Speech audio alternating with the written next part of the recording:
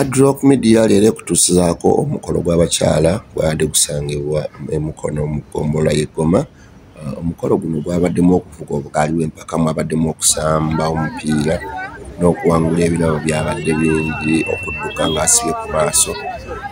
Ogenda kubanga otambula Hard Rock Media olabe vidiyo eno. Wano twabadde tutambula nga tugenda abavuga obugaali, kwabadde kw'omukyala eggaali yabadde agivuga kisajja n'ojja kumulaba mu maaso byatambula. Sigala ku Hard Rock Media TV.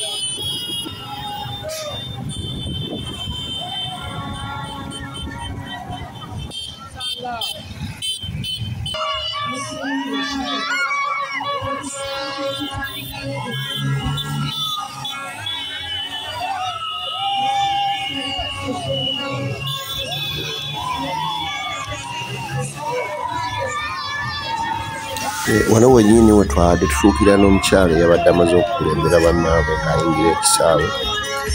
Oluvannyuma yeewangulira okulaba Simala bwe yatuuse ku mukolo guno. Ekyamazima yafeitinze kubanga eggaali yagivuze sipiidi y'amaanyi nnyo.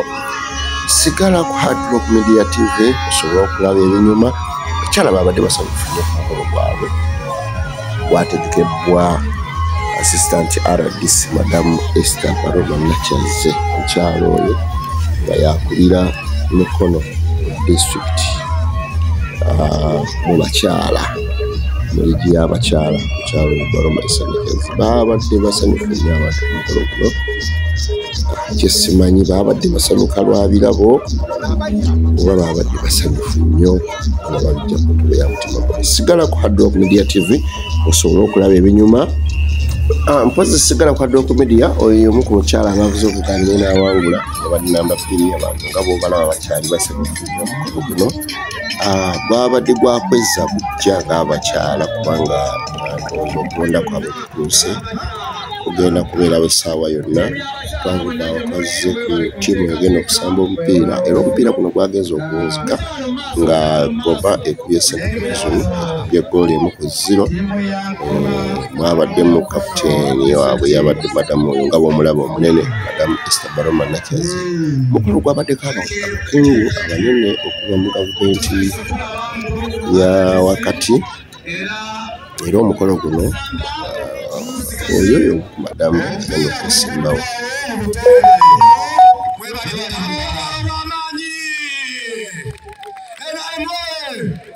Katusaba abakulu bakama baffe bagende beetuulire. Abazannyi musigale mu kisaawe. Abazannyi mwegabe ennamba.